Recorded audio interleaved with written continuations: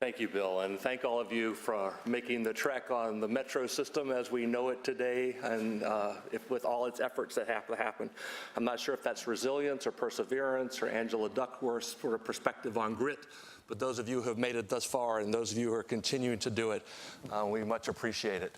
I always have to, this is my third Matilda White Riley as either the acting or the permanent director of OBSSR, and I have to always start with saying that we have no relation. I'll start with that. And what I wanted to do this morning is something a little different, which is to give you a sneak peek of the strategic plan for OBSSR, which we are close to releasing, but give people some sense of the sort of things that we're looking at, just to kind of set the stage for today, because I think a lot of the things that people will be doing in the papers that we have for the early stage investigators and in Karen's presentation, all are sort of related to some of the things that we consider to be particularly important at OBSSR. So just for those of you who don't know, we were created by Congress in '93 and established in '95 in the office. So we've been at it for a little over 20 years, and you can't be in the government and not have an org chart. So we sort of exist within the Office of the Director in the division of our DEPA-KIPSI offices. So our mission is to enhance the scientific and public health impact of behavioral and social sciences research, to coordinate those sciences at the NIH and integrate them within the larger NIH research enterprise, and to communicate health-related behavioral and social science research findings to various stakeholders, including things like what we're doing today. We've had two previous strategic plans, and I won't spend a lot of time on those since you can look those up as well in terms of our background and the things we've worked on in the past. For this group, oh, look at that. Things change when you put it in a different format. Without saying the category and the name and the percentage, there is behavioral and social scientists make up more than half of our understanding of premature death and contributions to that. And just as one example of that, I don't have to do this, I'm kind of preaching to the choir here today, just one example of that in colorectal cancer, where we bent the curve in the incidence of that from two things. We bent it partly from a reduction in risk factors, and we bent it partly from improved screening procedures, and that includes adherence to those screening procedures and getting people in for those screenings in a timely way. All again, sort of behavioral and social influences on health. And as you all know, we think about this from all the various levels. The one thing that I think is particularly exciting about being a behavioral and social scientist is that we not only think about the factors and the mechanisms that occur below the skin, but we think about the ones that occur above the skin as well, and all the ways in which those interact, both in the embodiment of social factors directly into health, and then how they interact over time to change behavior across the life course. So we've had some guiding principles in the development of our strategic plan, and I just will, without noticing all of them, I'll do the last two particularly. One is that we really wanted to focus on the things that were critical challenges, the things that the field really needs to focus on, we felt, and that would have the broadest impact to the broadest number of behavioral and social scientists moving forward. And also in the challenges that we feel we're uniquely positioned to address.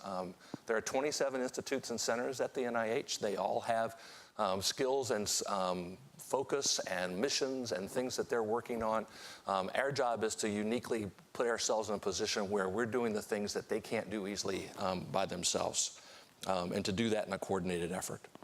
So we've had a number of steps along the way to get us to where we are.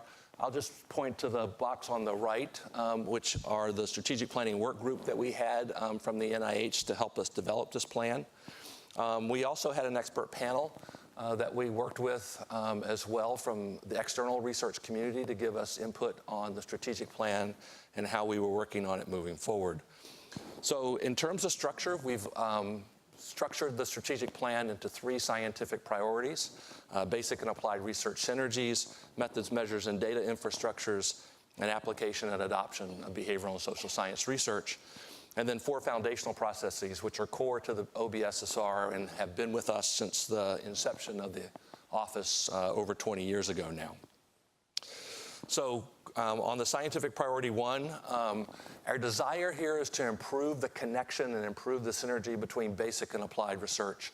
One of the things that we felt looking at the process of how we're doing research is just a lack of connectivity that needs to happen between the basic and applied areas, that applied research is somehow going on without necessarily pulling in basic research for new and innovative approaches that could help us, and that basic science could actually be thinking a bit more about how it could eventually translate into some of those applied areas as well. So we want to work on trying to sort of connect those better than we've done before. Our second, I think, is really one of the things that OBSSR has had a strength in and will continue to have a strength in, which is working on new measures and new methods and new approaches. We can't really make significant advances in science if we don't have significant advances in measurement. So it's going to be important, I think, for behavioral and social sciences to continue to sort of push via technology and other methodologies the ways in which we're able to sort of do more precise and more accurate measurement of the behavioral and social factors that we address on a regular basis. We have to encourage data integration. As you know, we have the same construct that means a different thing. We have different constructs that mean the same thing. We have 14, 15, 20, 50 different measures of the same construct. This is not the way to build a cumulative science moving forward. And so being able to knit those together in a better way is something we want to really work on. And then the repertoire of measures that are available to us to be able to do this work and move that forward. Our third scientific priority is around adoption, implementation, research, and moving the field forward and getting the things that we know and the truths that we have from research and moving them out into the applied community and also into the broader biomedical research community. Some of my biomedical colleagues will complain about the poor adherence that they get from clinical trials, and I want to say, well, we know something about adherence research, and if we could move that into clinical trials, we could improve the outcomes from that work as well. But it's also the case that in practice, the tendency is for us not to really get these things out as well as we should. We have additional complications compared to our biomedical colleagues, obviously. We don't have the resources. We don't have a profit-driven system to be able to move things out from research into practice as easily. Some of our places in which we try to do this sort of implementation are places with resource poor sort of areas, and they're rubbing dimes together in order to be able to do the work that's been found to be effective. But we still have to push this envelope and see if we can do a better job of moving forward in making it so that these effective approaches are adopted more widely. So that's our thinking there. I will just point out a few examples of the things we've already done as an office. Many of you know the OpNet initiative in the basic and social sciences research. Even though that's no longer a TAP, we continue to actually do work in that area and sort of coordinated efforts in the basic sciences that have relevance across many of the institutes. And so that's been a nice area for us. In the other area, we've had work in methods, measures, and data infrastructures on initiatives of social science measurement and methodology advances and those sorts of things as well. And then in priority 3, we've been part of a team working on dissemination and implementation research training in the National Center for Childhood Obesity Research and other types of private public partnerships to move forward some of the advances and adoption of these things as we go forward. And again, our foundational processes that we think are important for the office as we do this work. I will tell you that the expert panel told us many, many times, communicate, communicate, communicate. That we have to be able to get our science out there and make it clear, make it effective, and make it so people understand what it is we do and why we're doing it.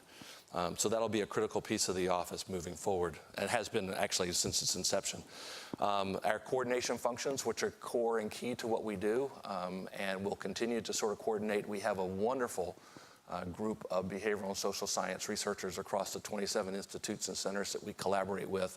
And that really makes a small office with a small budget be able to leverage a much bigger effect across the NIH as we move forward. We've been involved in training for many, many years, mostly in summer training workshops that many of you have participated in one way or another. And there are a number of those that we fund on a regular basis across the country and across various areas of research. And our office will continue to do those sorts of things moving forward, as well as trying to push down of how quickly we're able to do that. Think more about postdoctoral experiences, T's and F's, and some of those other types of awards that we can actually be more of a part of. And then finally, the thing that I think we particularly want to make sure we focus on is evaluating the work that we do. That the science actually has to be a science of what we do as well and how we do it and what are the outcomes of the work that we do, whether they're new initiatives or new workshops or new training initiatives, that we're evaluating that work and constantly trying to improve upon it as we move forward, as well as the policy implications of that, which the office does with some regularity as things come down the pike from Congress and the executive branch that we're dealing with around behavioral and social sciences. So I have to then say, of course, one of the first examples of our communication effort is this communication effort, our yearly, now 9th Matilda White Riley Award to honor researchers and to also sort of highlight some of the exciting research that the behavioral and social science community is doing, our coordination efforts, our training efforts, and then evaluation efforts that we have moving forward. So we're excited about the strategic plan. I think we're close to getting it out. We have a few more sort of final vettings that we have to do, as most of these strategic plans are. But I do want to stop before I pass this back to Bill to thank the people who have put this together. Bill Elwood has done just a fabulous job of sort of coordinating this, and especially the early stage investigator papers, which is a new aspect of it for us. Erica Spots and the group that has coordinated once again, the Matilda White Riley Honor and Lecture Award for us in the selection of that. Isabel Estrada, who leads our communication efforts. So there have been a number of people, Deidre Benjamin, who is our meeting planner, who's done a lot of work on just getting the logistics of this set up. And of course, a wonderful facility. For those of you who have been with us the last couple years, where we've been in the upper balcony of Natcher with no light, this is certainly a slightly nicer improvement upon that. So to all of those people, many thanks for the work going on today, and I hope you enjoy your time today. Thank you very much.